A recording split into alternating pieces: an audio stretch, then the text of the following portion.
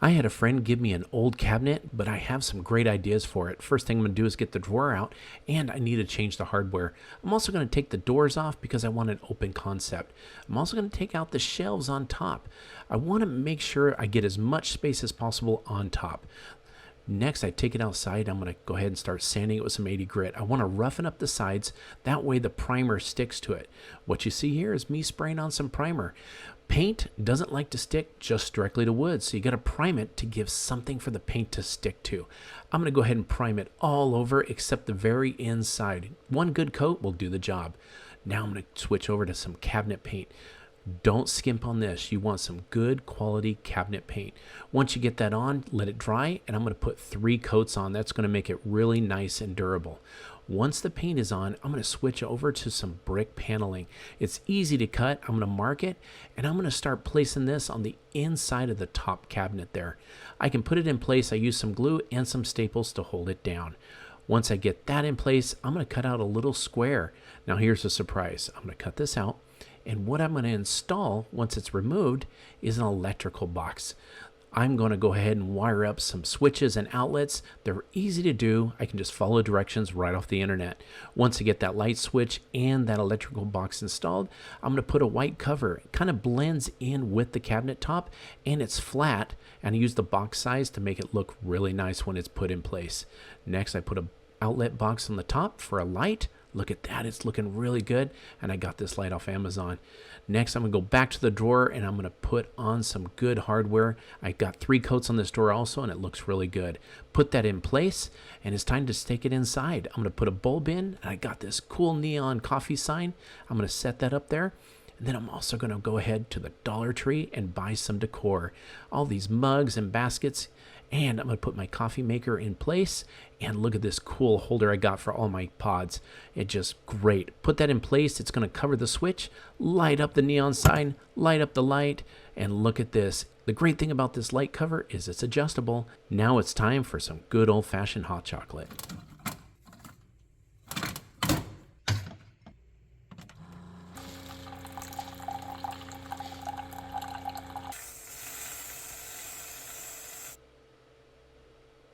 Once I get that all brewed up, oh, look how amazing this turned out. I took a 70-year-old cabinet, and with some love and some patience, I made it look great. And I love the industrial look, and I hope you do too, especially with that neon sign in the back. I think it turned out beautiful. I hope this inspired you to go ahead and upcycle old furniture as you see fit. To get the table ready, I'm going to start by giving it a quick clean. Next, I want to give it a light sanding. I want to wipe it again. I like to start with the pedestal first and then do the top. I'm going to add and combine some water with some white paint. To apply the wash, I'm going to use this chip brush because the bristles are natural and uneven. To soften up those lines a little bit, I can wipe them with just a damp paper towel. I absolutely love how pretty this table is now and how much the lighter color changes its look. Grab your hot glue gun. I'm going to start at one end of the mold and fill it slowly with the glue. The first mold is dry now, so I'm going to go ahead and peel it out. I can trim off any little strings and overflow. I'm going to give it 2 coats of a creamy white paint. Some all-purpose glue on the back of each one will be enough to adhere it to the furniture piece. I'm going to paint them using the same paint that I used on the stand. So I'm going to put a layer of clear, soft wax all over everything. I'm going to use some dark wax and a small brush to push it into all of those little details. And do a little sanding around the edges just to add some faux age. It was so easy to add such pretty details with some hot glue and a couple of molds. Drawn a line straight down the middle of the drawers, and I'm going to use a red and a blue paint. When the first colour has dried, I then take the other colour and paint on top of it. Then take your spray bottle and spritz over the wet paint, and then set a timer for 3 minutes. When the time is up, we have to start removing the water now.